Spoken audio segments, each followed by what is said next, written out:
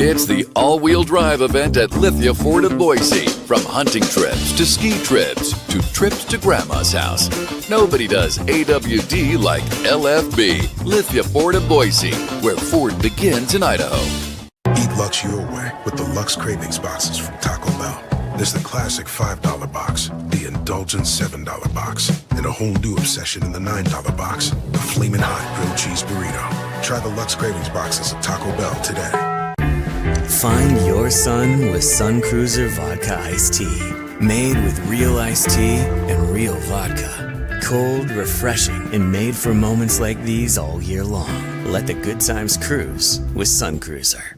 As sports fans, we may cheer for different teams, but there's one thing that we can all agree on. We want the game to be big. And with 3 levels, 30 cabanas, a 143-foot screen, 6 clean pools, and endless cold drinks, it doesn't get any bigger or any better than Stadium Swim in Las Vegas. All sports, all seasons. It's more than a pool day. Stadium Swim. It's the only thing like it in the world.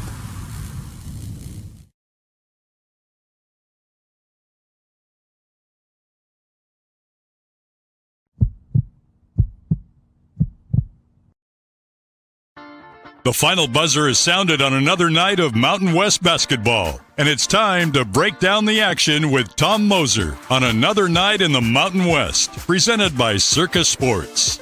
Headed to Las Vegas for the Mountain West tournament in March? Make sure to stay at Circa Las Vegas and watch all the action at Stadium Swim, where the sports are on 365 days a year. Another night in the Mountain West has interviews, analysis, opinions after the final Mountain West basketball game of the day wraps up. All BNN broadcasts come from the Sun Cruiser Studios. Sunny days call for Sun Cruiser Vodka Iced Tea, made with real iced tea and real vodka. It's refreshingly smooth and easy to drink. Crack open a Sun Cruiser and let the good times cruise. The title sponsor of Bronco Nation News is Lithia Ford of Boise. Check out our full inventory of vehicles online at lithiafordboise.com. Lithia Ford of Boise, where Ford begins in Idaho. Did your team just get a big win? Suffer a bad loss? Come discuss it with us. Send us a comment or question in the ICCU YouTube chat, or leave us a voicemail at speakpipe.com/BNN. Now let's go to the Sun Cruiser Studios and join Tom Moser for another night in the Mountain West on Bronco Nation News.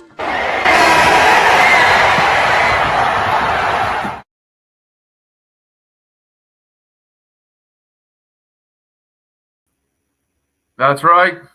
You're here. Another night in the Mountain West. Saturday night, January the 10th. Full day in the books. Let's be honest, not the most compelling day of action. We had one game that was good action and went down to the wire. The rest, not so much. So what we'll do here is we'll break down the games, then we'll kind of take a big picture look at a lot of the teams, because some things are starting to come into focus now as we've reached the 25% mark, with most teams having 5 games in. I'm your host, Tom Moser. It is another night in the Mountain West. I know BJ just had a roaring show for pretty long, almost 2 hours on the Boise post game. So a lot of talk about that one from really built up over the last 4 days, if we're being honest. So welcome to everybody here watching, however you're watching. Don't forget, we like you to watch, however, but we really want you to watch through the YouTube channel. Make sure you're subscribing to it too. We've been on a roll here. We had coaches all week. Tonight, it's just going to be me. Nothing really warranted grabbing coaches. We're not just going to grab them every night. And, we'll save them for big wins, big games, stuff like that. And so I'm just going to go at it myself tonight solo. But still, plenty of stuff to talk about. We welcome your comments, feedback in the chat. Had a few of them already. As always, I will go in reverse order. So I will start with the game that just concluded, which was a San Diego State win by the final of 71-52. And I do have an interesting comment right off the bat here about that game. And the fact that the truth is, I wouldn't say, as we'll see what D-Rax's comment is, Aztecs disrespected the game in the second half. That's a little strong, but multiple players shooting threes that shouldn't be, multiple poor ones taken by players that should. Frustrating watch. So listen, I had similar thoughts. It was difficult for me to stay engaged watching it, especially once it got down to about the 10-minute mark. And then, yeah, they just stopped playing. Now, at least they waited a little bit longer this time than last Saturday, because last Saturday, we all know the deal by now. They had the 20-point lead at the half against Boise, frittered it away, end up going overtime. So they kept their foot on the gas a little bit longer tonight. But the fact is that Fresno had zero chance to win this game once Collins was out, right? I sent out a message, and it's funny that they ended up getting to 52. I sent a tweet out within like 3 minutes of the game after the first two possessions ended up at turnovers, and said that I think they'll be lucky to get to 50 tonight. And really, I wanted to type 45, but things happen and you make some shots. And look, San Diego State was ready to play defense tonight, and Collins is their only playmaker. They have nice players. They have guys that play hard, and you see that. They didn't quit tonight, and they played hard, but they have very little ability to generate offense when Zion Collins is not on the floor. So I'm not sure exactly when he got banged up, but he was in the walking booth. They showed on TV. He tried to go, and it didn't work. So, without him out there, it was always going to be an uphill battle. So what then you see is this becomes about you as San Diego State. You're the better team. You're the more talented team. The other team's shorthanded. You're at home. They had a 29-point lead in the second half with about 13, maybe even 12 or 11 to go, and the lead got down to 13. And you just don't like to see that. So, look, the problem is it's like that's not really a one-off either. It's happened multiple times, or it kind of happens in reverse where they start slow and then they kind of kick it into gear for a few minutes later. And I don't really know which is better, because either way, you're only playing maybe half the game, I guess, right? So just quickly look at the stats here. I mean, they shot the ball poorly. And to D-Rax's point, they took 29 threes and made 6. Like, that's pretty poor. And then one of those was really late too. That didn't even matter, because I remember looking, they were 5 for 27 at one point. They did own the glass, but you would expect them to do that. Their defensive intensity was great. Look at his second chance points there, 23-0. So I mean, that's the physicality and toughness of San Diego State. But I don't know. I think to the point there, you have and Bird, you're going to allow Bird to shoot threes, but Reese Waters 2 for 8 on threes. He did grab 9 rebounds. Heidi taking a 3, Newman 1 for 3. I don't really know that he should be shooting threes. Compton a 3, Simmons a 3, DeGorville 0 for 3. So that again, it kind of speaks to the, I hate to say killer instinct, because they had the game won, but like that's what got them in trouble last Saturday against Boise, right? Like they had the game won, and that they decided to change the way they played. Okay. And that's not the sign of a team that's ready to like contend at the top. I shouldn't say not contend at the top, but win a championship. Okay. We see that they can contend at the top. They went to Nevada and won a very good game against the Wolfpack on Tuesday night. That was a very good win. And so I know some people might say, well, you're nitpicking that they're winning these games by double figures, blah, blah, blah. Like at some point, and it did, again, it almost bit him in the butt last Saturday night, as we all know, right? So yeah, I don't know. Look, this was a game where they were in control from the start. I guess human nature, as I've said before, it's difficult to stay engaged for 40 minutes when you're up by 25. But on the other side of that coin, he played, and I took the stats off, but he played 11 guys double-figure minutes again. So that shouldn't be the case. Each of those guys, all of them, should be busting their butts for more than 11, 12, 13 minutes. Some of the guys that are in that batch of anywhere nightly from 11 to 18, they should be playing the right way. And if one or two of the other guys want to go off script and play a little loosey-goosey because it's a big lead, that will show up on tape, and you show that you're sticking to the script and you want to get more minutes than the minutes that you're getting. And it just doesn't seem that is in their DNA right now. So I don't know if that's a solvable issue or not. One thing that is better, and it's ironic because last night I came on here, and because there was only one game, we did the show last night, and I was just talking about the previews here, and I mentioned about Guath, and I said how I think like moving forward, we have to just take Wath as like a good player, but not an all-league player because he hasn't shown us that yet this year, right? We all know the deal. He's injured. He hasn't been 100, whatever. And I assumed that Dutch would keep him coming off the bench because it had been a couple games in a row now. Well, Dutch threw him back in the starting lineup tonight, and he played his best game of the season for me. Okay, I don't, let's looking at the stats: 8 for 12 for 18 points and 8 rebounds, 2 for 2 from deep. I mean, he was just more impactful. He looked smooth. And so if indeed this is the beginning of his ascent this year, now that adds another weapon to their arsenal because, as I said last night, he's there. He was always on the roster this year. But to me, he hadn't shown that he was that all-league player. He was like the guy last year. Oh, he's got potential, and some days he'll play well, but some days you're just going to get 4 and 3 out of him because he's young, right? And so tonight may have changed that. Now, you got to factor in the competition a little bit. Fresno's not the most physical team, but it was still a excellent effort for Gwath. Let's see. Anything else on this game here? T Max says, I agree. San Diego State plays too loose. Sometimes showboats. They still won by 19. Dutcher will correct them, and they will improve. I will say I've been critical a lot of Bird. I think he's toned it down a slight bit, right? He has, I kind of say this half kidding, not completely kidding, but sort of. Like, he hasn't missed a dunk in a while. Like, he's been known for that. He hasn't gotten a technical in a while. He's earned several of those. And so that is good stuff. But will Dutcher correct it and improve? I don't know. Like, that should have been corrected after last Saturday when they dominated the first half and then laid an egg in the second half and had to scrape and claw in the overtimes to get a win. And that could have completely changed the trajectory of their season if Boise doesn't throw the inbounds pass away, if they foul on the 3, if, okay? So, like, why was that not? Why did a 29-point lead against a shorthanded team in your gym get cut to 13 tonight? Like, why? I don't understand that.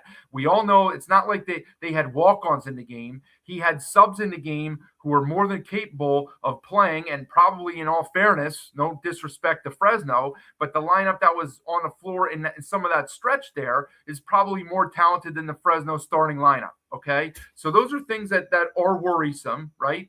If you are, an Aztec fan, right? I mean, fact, okay?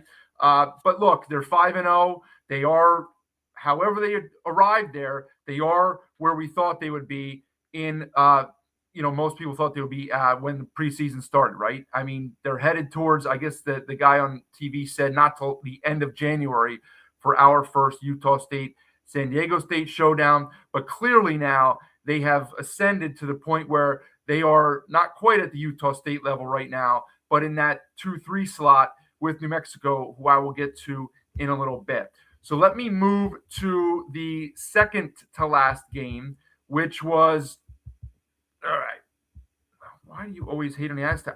Ethan, I don't think I do. I think I'm pretty fair. I call out everybody, right? If you watch and listen to me a lot, I'll call everybody out. I don't pick and choose who I call out, right? I've called pretty much every team and almost every coach out at some point for things that I see, right? I'm not picking on the Aztecs. I mean, I guess in some ways, maybe I'm a perfectionist, right?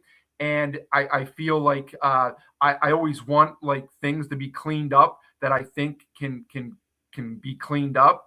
And it's, sometimes it's not all positive. I point out the positive and the negative, right? Like, both things can be true. There can be plenty of both.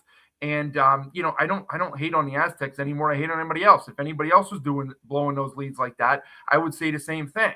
Okay. So it's certainly not me hating on them. Wendy asks, what do you think of Compton? Look, I think Compton's a very talented player, clearly.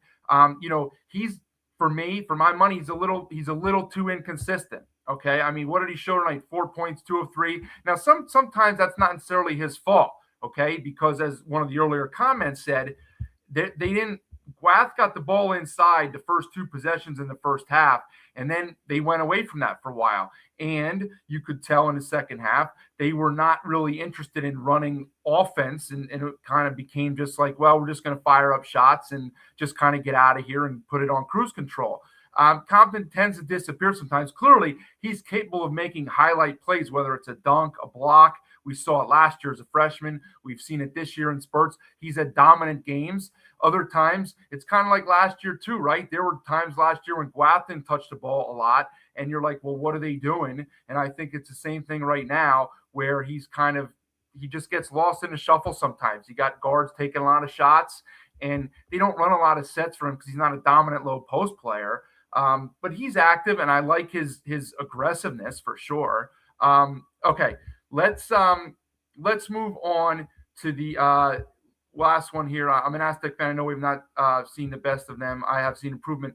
I will agree. I totally agree. All right, they're playing better than they were in the non-conference. There's no doubt about it, without a doubt. So I think you got to be happy about that.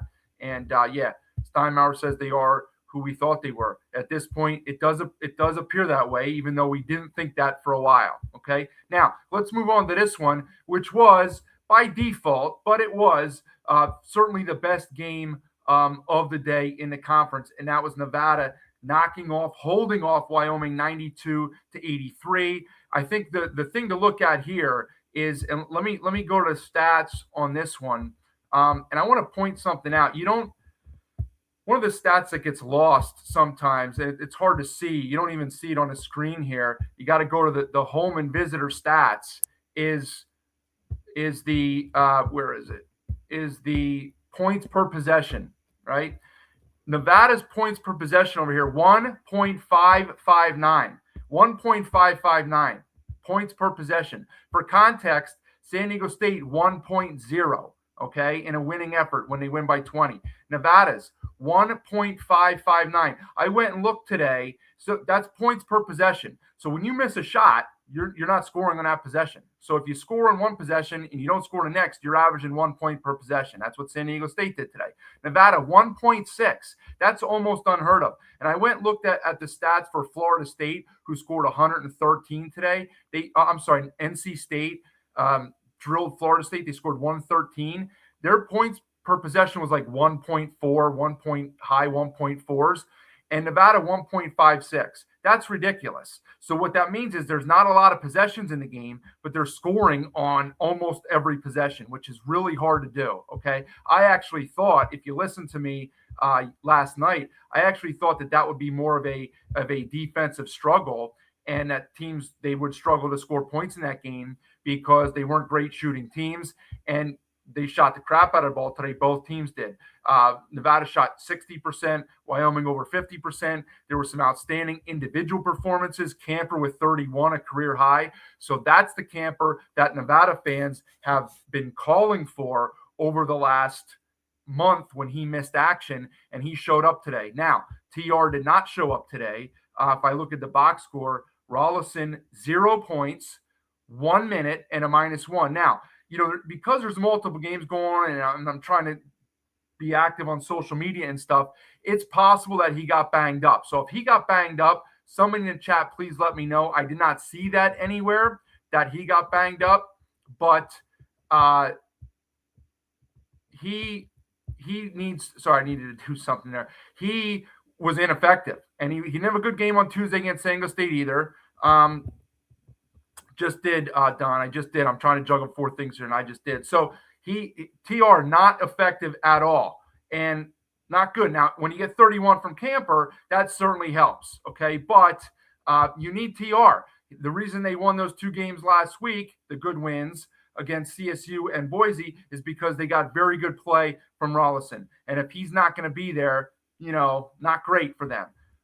Price 20 and 13 was a monster. Meyer had 27 for Nevada. So look, Alford even had to go zone. He does not like doing that, but they were having a massive difficulty defending Wyoming's offense. Just like at the start of the game, if you were watching at the start, Sundance, same thing. A lot of movement. We know how Alford's offense runs. They still do a lot of movement, off-ball screening, all of that stuff. And Wyoming had difficulty defending it. Camper got loose early. Sundance calls timeout. They made some adjustments. It didn't massively work, but that's what coaching is. And Alford went to a zone. I didn't stick with it, but he went to it for a few possessions to throw them off track, and it did to an extent because that's where Nevada finally was able to get some separation. This thing was in the 1 to 3 or 4 range for the entirety almost of late first half through the first 12, 14 minutes of the second half until the Wolfpack finally started to stretch it out. And look, really good game. That's one, as I mentioned, Wyoming's got to try to start getting those to make that progression to the next step in his conference. They're not at the top, and that's fine. They're not at the bottom. We all know that. But now you got that muddled middle, as I'll call it, right? The muddled middle. Who's where in the middle here? Okay, there's a handful of teams that, based on the matchup or tonight, look better than others. Wyoming's one of those teams, okay? And they have no shame in the effort tonight. They scored 83 points on a pretty decent defensive team, right?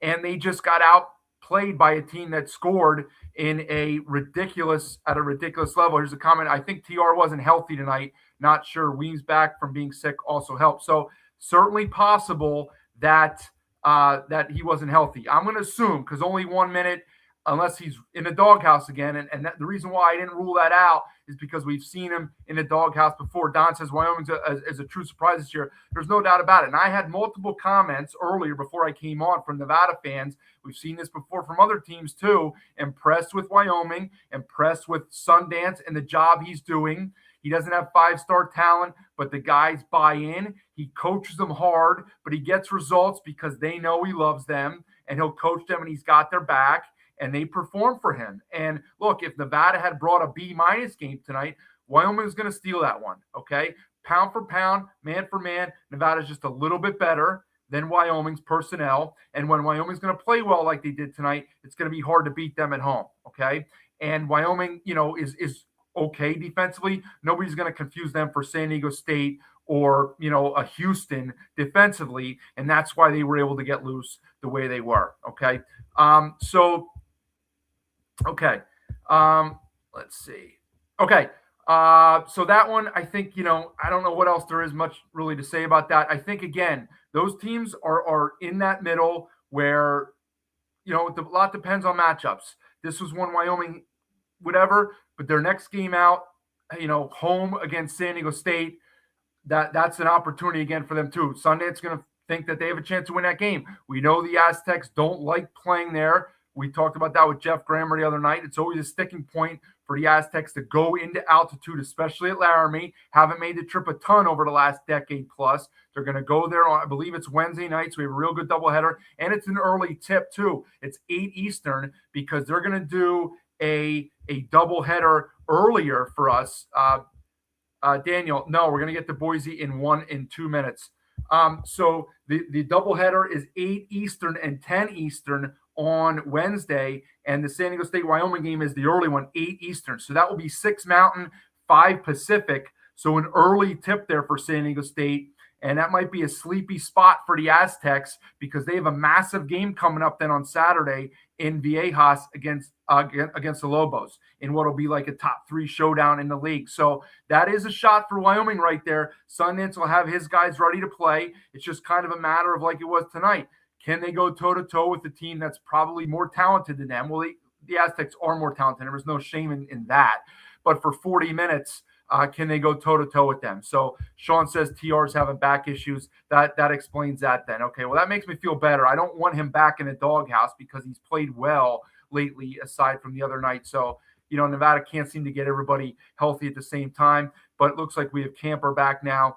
And so the rotation's in good shape. So, all right, let's get to the big one. And this one is the one that generated most of the discussion before the game, before the day started. This is the game that drew a lot of the attention around the country. And then we had, of course, all the subplots.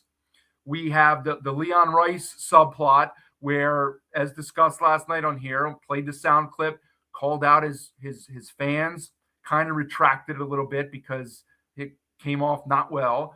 And then he called out his guards, his starting point guards, even though I have a feeling that was mainly directed at Dylan Andrews, but maybe he just wanted to lessen the blow on Andrews a slight bit and include NATO in there as well, because I don't think NATO's been as guilty of poor point guard play as Andrews has been. But he called him out, called the whole team out, really, after their poor effort against Grand Canyon. So what were you going to get? As Coach Calhoun said, we played the clip from BJ's interview with Jared Calhoun last night on here, and Calhoun said, well, we're going to get Boise's best effort.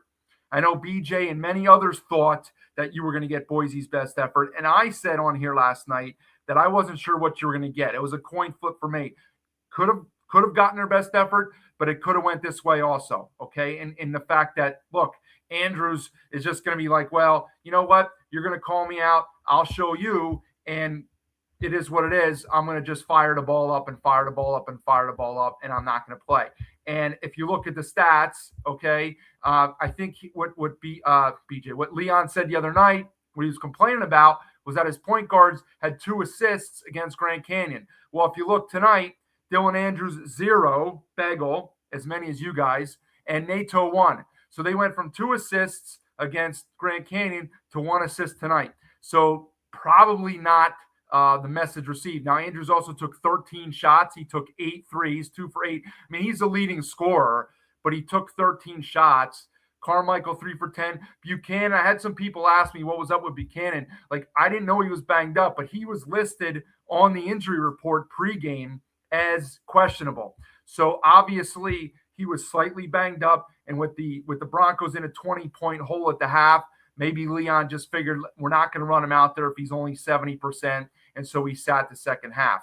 I mean, clearly Boise's on the ropes right now, right?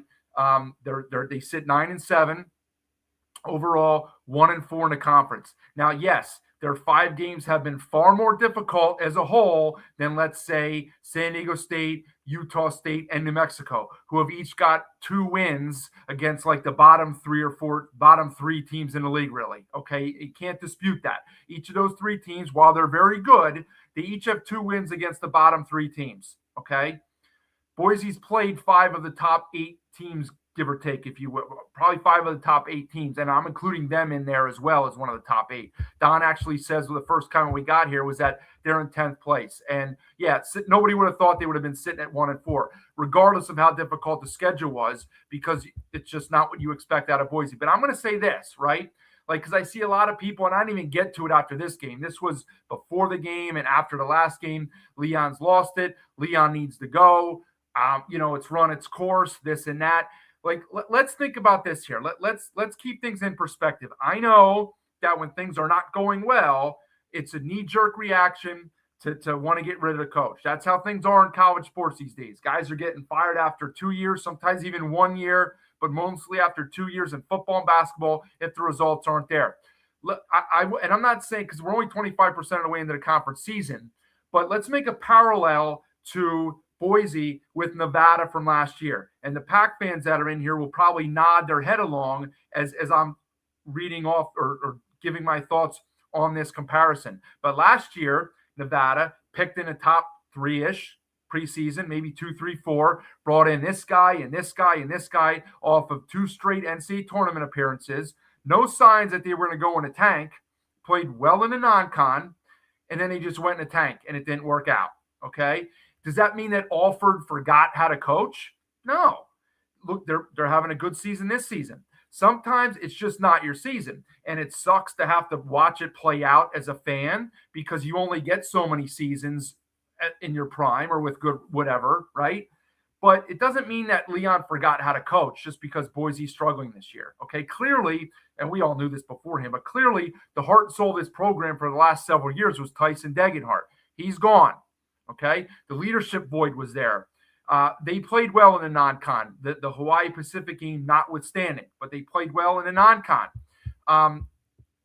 Just put the final up here. They played well in the non-con, and I'll get to Utah State in a second. Don't worry. But, and it's not going well right now for them, clearly, okay? Doesn't mean that Leon forgot how to coach. It doesn't mean that Leon needs to go. Now, does something need to structurally change within the program fundamentally or what they're focusing on? Well, probably, okay? And that's something that Leon gets paid to figure out and fix then, okay? And that will happen. He's trying. I promise you he's trying. It may be easy to just say, well, they quit, they this, they that, they quit, they don't care anymore. I promise you that's not the case, all right? It's a lot easier said than done. Things aren't going your way. A lot of the credit here has to go to Utah State tonight, because they just came in and absolutely dominated right from the start. Now, there is I don't know what, but there is something to Boise's poor starts. They got off to a flying start 5 weeks ago against St. Mary's in that neutral game, go up 12, 13, nothing, whatever it was. But since then, all of their starts have been poor. Maybe it's something that I don't know what it is, if it's something that they're doing, if it's something that the opponent sees and they jump all over them, but it's happened throughout league play, and it got them again here. They didn't even have the freaking telecast on TV for 30 seconds following the end of the Texas Tech game, and it was 10-0, and Leon was calling timeout. So, I mean, look, that's not the way you want to start a game, to have to climb out of the hole. And they never, I mean, what did they cut it to like 5 or 4, 5, 6 once. But I mean, look, it's difficult when you're doing that. But the credit needs to go to Utah State here, okay? As Don says, Boise played with a lot of energy, but made some mental mistakes. I hope that doesn't mean mental mistakes. Maybe they made some mental mistakes. Maybe they were listening to metal, but I think they made mental mistakes, okay? Yeah, I don't think they came out with no effort, all right? I don't think that they are 100% like bought in to everything that Leon's selling right now as far as a game plan. And that's a huge difference. Utah State is. You can tell. You can tell the teams that are and the teams that aren't. Wyoming is. UNLV is not. Okay? Boise doesn't seem to be right now. Now, that is rare for a Leon Rice team. And that's why the fans are saying, well, he's got to go and it's run its course and blah, blah, blah. It's just sometimes now, if next year comes and the same thing happens, well, then it's a different conversation. But that's what last year with Nevada, I said, well, maybe Alford's he's getting up there in age. I don't know if he doesn't want to deal with this NIL and portal and all this stuff. How's he going to respond? Well, you see how they're responding. They played very good basketball this season. Okay, so it was just a bad mix last year of the roster, and that seems to be the case at this point with Boise. All right, now let me see if I want to get to. Let me get to Utah, some Utah State talk here, and then I'll finish up with Boise in a little bit. Okay, because the Aggies just dominant. Now this was one where New Mexico went up a week and a half ago to Boise, and they lost. They lost by 10. Boise completely shut them down and held them to, I think it was 62-53 final, held them to 53 points. Utah State goes up there tonight and scores 93. So, yes, New Mexico, who I'll talk about in a little bit, San Diego State, clearly those three right now are the three best teams in the league. But Utah State has seemed to separate themselves, and there's no way around it. Like, you can't argue with that. As good as San Diego State looks now, getting it together as well as New Mexico is playing, and I love the way they're playing. Utah State just has another gear. They have another gear, okay? They just have more options. They've had it all year. Jordan says, credit to the Spectrum on wheels. That was a return to the WAC days, legit. What Boise fans do at Maverick Stadium. Glad we both have. So yeah, that was a big issue there where the Aggie student section kind of traveled and had more students than the Boise student section. So that's not a great look for Boise. Not sure that the fans responded the way that Leon hoped they would. I don't think that had any impact on the game. I think it all just ties in together. Like there's, one of the comments I had on social media was like, they just look dejected, and they do. Sometimes you just know, like it's not going your way. It's not your night. It's not your week. It's not your month. It's not your season. And it's not going very well for Boise right now. On the other side of the coin, Utah State just clicking on all cylinders. We're only 25% of the way into the conference season. I keep saying that, but MJ Collins has kind of separated himself as the player of the year right now. A lot of games left, clearly, but he is at the top of the list. He is absurdly good, okay? It's no reason or it's not difficult to figure out why maybe he, as good as he is, why he couldn't get minutes at Vanderbilt or wanted to leave Vanderbilt. They are undefeated. Vanderbilt, they're 16-0. They're one of the last 5 undefeated teams in the country. So it's not like you can say, well, he couldn't get on the floor at Vanderbilt. He played last year. They played against Nevada in the tournament in Charleston or wherever it was. We watched him play last year. He had ability. He just came here and I'm sure Calhoun's thrilled and Aggie Nation is thrilled that he's there. So pretty go Aggies. Awesome how hard the Aggies are playing, even up big. And see, so that's the difference to the comment earlier about the San Diego State game, right? I know this was a rivalry and the teams don't like each other. The schools don't like each other. The fans don't like each other. All that dynamic between Boise and Utah State, right? But think about what I talked about 10 minutes ago with San Diego State, how they get up by 25 and they go through the motions the last 10 minutes, and you converse that with what Utah State did in the last 5 minutes or whatever, with a similar group of players on the floor. Not really the hammers, but a good group of players against Boise, whose players on the floor at that point were probably better than what Fresno had on the floor. And Utah State continued to just run and score and play hard. So I think there's something to that, right? It's a mindset. It's in the attitude. It must be stressed by the staff. Keep your foot down on the gas, right? So I think, like, a lot to like here about Utah State. I already put that comment on there about the hangover or the takeover in Boise tonight. Yeah, clearly Utah State, 4-hour drive. I think I looked it up. You guys know better than me, but about 4 hours. Impressive to do that. And I would travel to watch this team play too, because they're pretty unique. Their metrics are going to continue to skyrocket after this. I mean, right now it's a quad one. We will see. As Don pointed out earlier, Boise sits in 10th and 1-4. Now the schedule will lighten up a little bit, but I'll tell you what, super interesting game. As Jordan says, my biggest flop of the year has been on NATO, because earlier in the year I said that let's cool off on NATO because I wasn't sure about him. He clearly has a lot of talent. Steve, Boise didn't show up. I think a lot of that had to do with Utah State, but NATO certainly improving as the season goes on here. This one, as Varg says, based on the last two games, seems like Leon's lost the team. I mean, that's a common refrain, and we're going to find that out on Tuesday, okay? Because we have on Tuesday night the two most disappointing teams in the league, Boise at UNLV. So who's going to blink and who's going to take that one by the horns and get a victory there? It's at UNLV, but that doesn't mean anything because we know they don't have a home court advantage, right?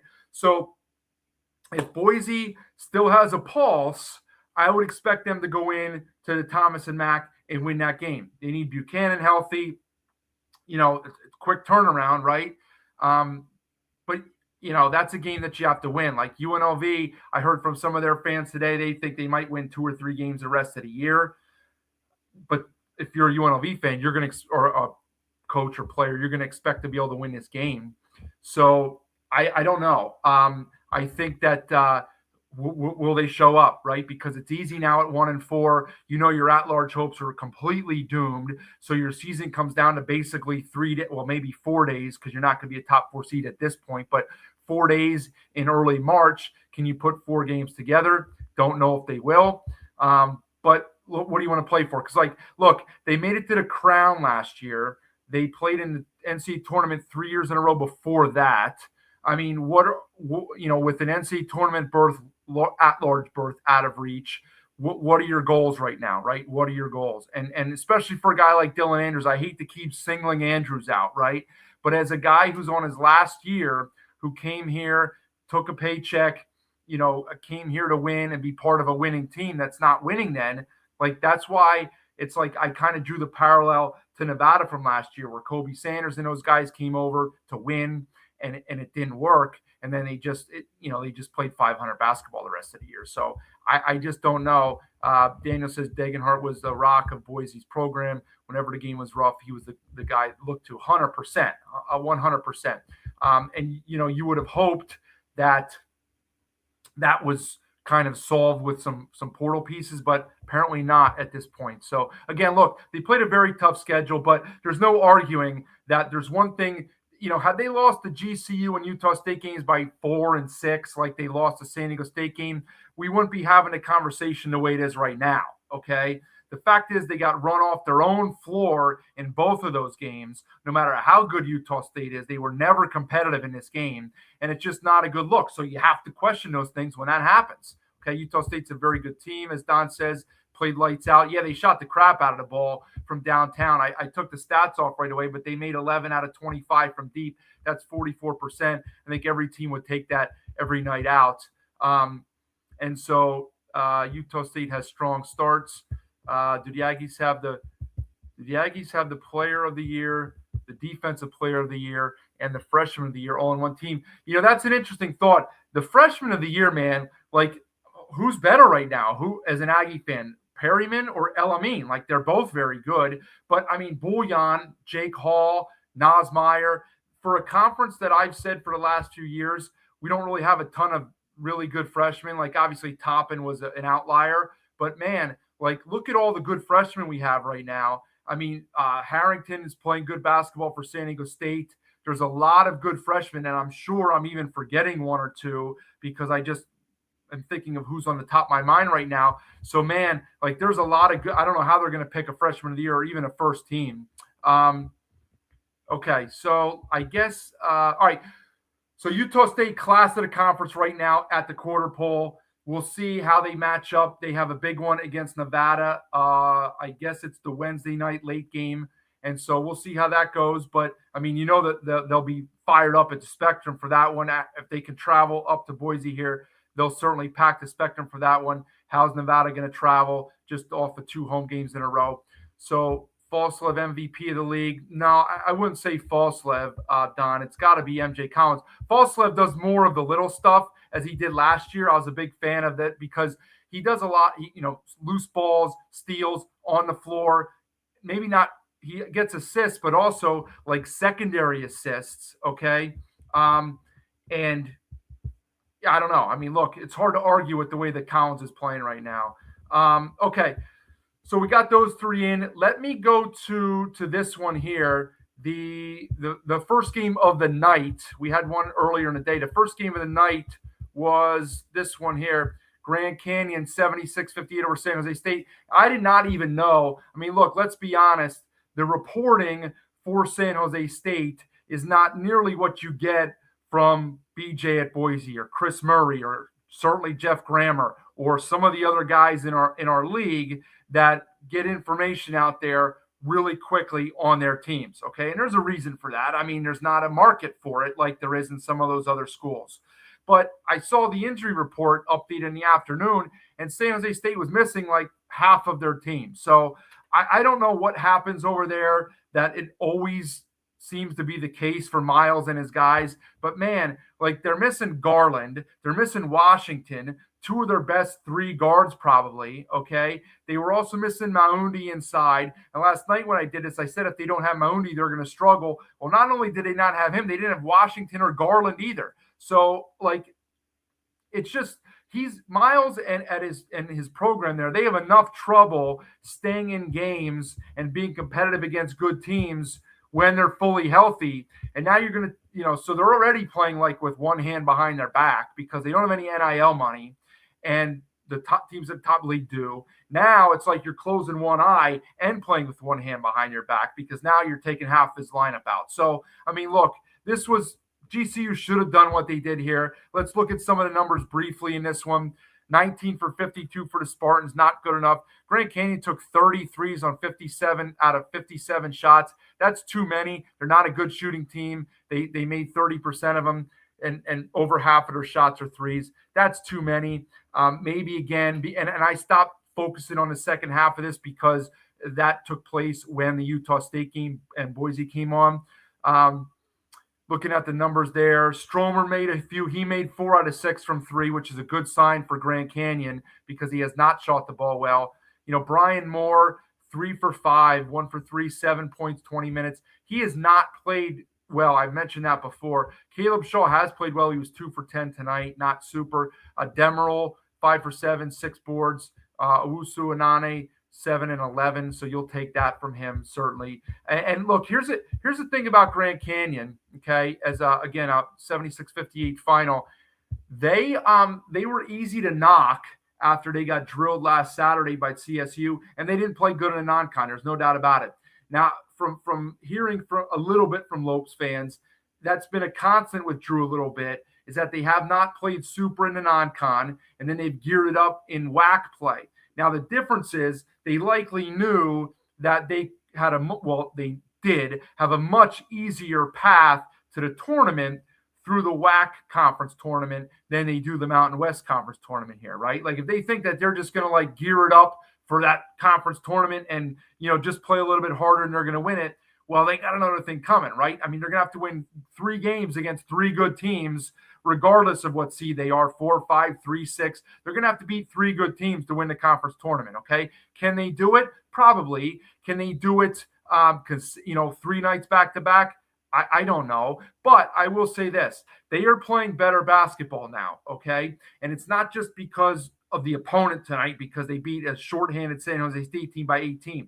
They're playing good basketball. They've won at two difficult places to play, at Wyoming and at Boise, not necessarily just because of the arena and stuff, but the road trips and everything that comes with it. All right. They're not used to doing this stuff in this conference. Okay. So you got to give them credit for that. They took care of business tonight, and they have a big game coming up against New Mexico. They've traveled well this year. In the pit, maybe a little bit of culture shock for them, but look, they'll come out with in confident in that game the way that they're playing. So who knows? Maybe Drew's cooking something up there. If they can, Henley, I didn't even mention him yet. He's played at a very high level. Okay. I don't know if we'll consider him like an all conference first teamer, depending on how many guys deep you want to go in that list.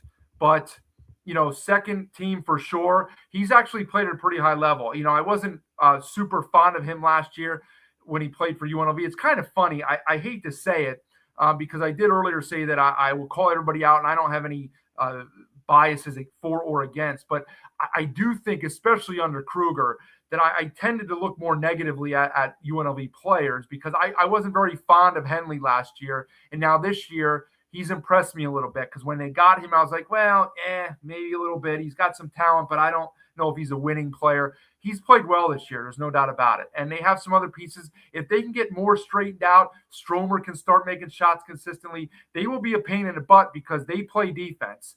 And that travels. I think whether it was Calhoun or Leon, somebody said that the other day. We all know defense travels. They play defense.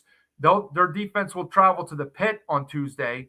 And, that could be a very competitive game. So I'm interested to see what happens in that one. But they're a team I would not want to sleep on, right? I think everybody kind of sold them out and forgot about them because they didn't perform well again in November, December. They lost that game against CSU at home when CSU was 0-2. Had they won that game, they'd be sitting at 4-0 in the conference right now. Now, they have not, again, played the most difficult slate. They haven't played San Diego State yet. They haven't played New Mexico yet. Obviously, they haven't played Utah State yet.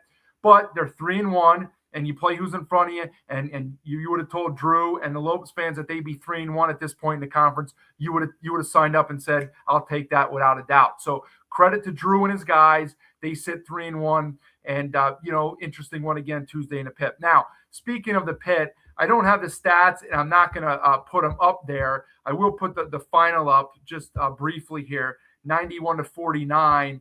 And as I tweeted out, really, the less said about this one, the better. Because, I'll be honest with you, I didn't even watch the last 15 minutes. I watched the first half because it was the only thing on.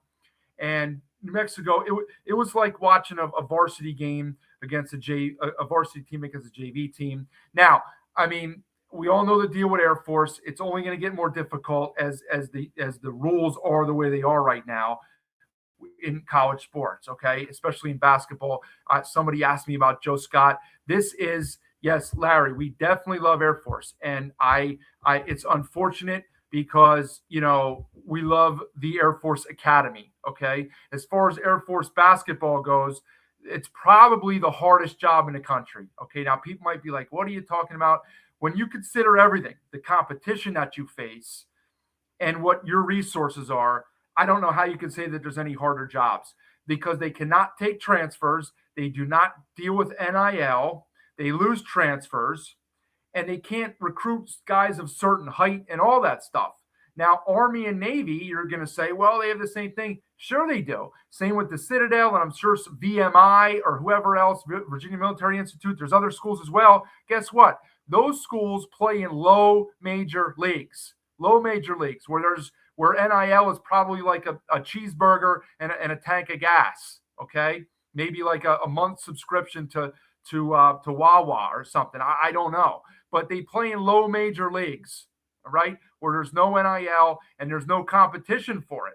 So you can survive a little bit more there. Navy's having a very good year in the Patriot League.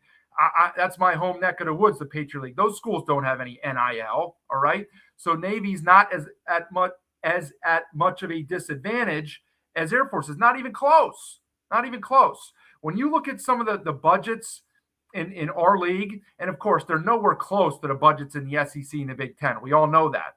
but compared to what Air Force is, like your budget and my budget is the same as what Air Force's is. So like it's as difficult a job as there is in the country. Joe Scott knows what he's doing. He took this team to the NCAA tournament, for crying out loud, 20 years ago at Air Force, right? Now, the game has changed so much since then, and I feel bad for Joe Scott, okay? There's just nothing you can do about it. Now, as for New Mexico, much credit to them for showing up and taking care of business. 45-22 at the half. I watched the first few minutes to make sure that it didn't creep down to like 15, and it got up to 35 or whatever, and I shut it off because there wasn't much to gain from it. And so I'm not even going to put the stats up. But what I will say is, from what I watched, and again, the talent disparity is massive, but New Mexico is executing at an incredibly high level. And I'm going to draw this comparison because it's a hot button thing right now in the news, right? Is Olin reminds me of like Kurt Signetti, okay? When and I know I'm sure we got some football stuff, football fans in here right now. Jeff, appreciate it. Good stuff as always. I appreciate it, Jeff. I'm sure we have some football fans in here, right? I don't watch it like I used to, but I am old enough to know that from the 70s through 2 years ago, Indiana was probably one of the 3, 4, 5 worst Power 5 schools in the country in college football. Okay. Hands down, right? And now they're going to win a national championship in 7, 8 days, whatever it is. Okay. And how does that happen? Well, that's because Kurt Signetti is a fantastic football coach, as everybody has come to figure out. Okay. And Olin, to me, is similar to Signetti. So here's the thing with coaching, right? Everybody's got a game plan. Everybody's got ideas of what they want to do, what their philosophy is, what their strengths are, how they adjust, all that stuff, right? Now, these are unofficial. These are my breakdowns of it. But let's just say there's 365 Division I teams right now, okay, in hoops. I've moved back away from the football into hoops. But there's 365 teams. Let's just say, for argument's sake, that there's, and I know fans would say that there's a lot more, but let's just say that there's like 20 to 25% of the coaches are not very good, right? They're just average. They're not bad coaches. They didn't get to this place by being bad coaches, okay? But they're not very good coaches, okay? So that cuts a quarter of them out. Then you have a quarter where you know what you're doing, but you don't have the roster to accomplish what you're doing. And that might be the situation with Boise State this year, right? So that cuts another quarter out. Then you have another large portion where you know what you're doing and your players are bought in, but maybe you don't have the talent that your opponent has on a given night, like Wyoming tonight, like a lot of teams. Because guess what? The other team is trying too. They have a game plan too. They have a good coach too. They have a good roster, and they're trying too. Then every once in a while, you get a guy like Eric Olin and Kurt Signetti that it doesn't matter what you do. It doesn't matter what your opponent does. It works because you are just that good at scheming stuff up. In football, it might be calling a play. It might be calling a defensive scheme. It might be calling whatever. In basketball, it's just getting the right game plan defensively, getting your guys to execute it. It's getting mismatches on offense and subbing the right guys in at the right time. And it just works. And that's what Olin is right now. It just works. I'm sure we all know he came from UCSD. He worked them up for Division II. I'm sure most of us in here right now didn't watch more than 3 or 4 games of theirs last year because none of them were on TV except for maybe 1 or 2 games against UC Irvine. I do remember watching one against Irvine. And then, of course, their NCAA tournament game against Michigan when they came that close to winning the game, okay, when they had far less talent than Michigan, right? So clearly he's done it. And now he's doing it at New Mexico, okay? I still don't think he is top-end talent. He's got good players, but the Lobo Nation themselves said 2 months ago, this roster's division, whatever, right? It's not Mountain West caliber roster. Well, I don't think that changed overnight, right? Bouillon's a very good player. Hall is a good player, but, are you going to call Hall an elite, 5-star Division I, bit power 4 player? I don't know. Not right now. You're not. Okay. So it's because of Olin and what he schemes up. Doesn't mean he's perfect. He's not immune to having a night where it doesn't work for him. But man, do they get what they want on both sides of the floor? And that's a testament. That's a testament to his coaching. And as long as that is in play, like, they are going to be a tough out. They're going to be a tough out. They're going to be a tough out wherever they go, on the road, against good teams. It really doesn't matter. Okay. And I think you should be thrilled, if you're a Lobo fan, that you are where you are right now. Okay. I mean, I've seen a lot of stuff now, and I've started to worry myself over the last week or two, as Nevada took that loss to San Diego State, as CSU's taken a few losses, as Boise obviously has fallen off the grid here, that we're pretty much down to right now 3 teams with the potential to get an at-large bid. I would say beyond Utah State, San Diego State, and New Mexico, there's probably 10 to 15% max that anybody else has a shot. And you'd have to go on a completely ridiculous run over the next 8 weeks for that to be accomplished. Okay. But otherwise, it's just down to those 3 teams. And that's not a given either, right? I mean, all they got to do is drop. San Diego State's got to drop the Wyoming game. New Mexico drops the Grand Canyon game. All it takes is, these teams have to play near perfect, not in terms of winning every game, but in terms of not having any more bad losses, getting enough good wins. How the bubble goes for other teams around the country, we'll get more focus on that moving forward here. But it looks like we're going to be stretching it to get 3 bids at this point, And again, that's not I don't really worry about that. I don't really care. I want 3 teams. I want 4, whatever. But I want to watch good games over the next 2 months, and we have 3 really good teams. Nevada's right there. That's Grand Canyon and Wyoming and CSU are right underneath there too. So that's over half the league that's capable of being right near the top. Okay, if they continue to play that way. But I wanted to point that out about Olin right there. And Don says, Olin, why can't Boise hire a coach like Olin? Well, I mean, listen, I will say, Don, that and longtime Boise fans will say, before Leon got there wasn't much to shake about for this program, okay? And so he might be struggling right now. And yes, I know ultimately they have not won an NCAA tournament game. And if clearly it doesn't look like they're going to get there this year, and maybe their best years have run their course, we'll see what happens when they move into the new pack next year. We'll have to see. Nobody knows how much longer Leon sticks it out. And if he never gets an NCAA tournament win, certainly that will be a mark against his resume.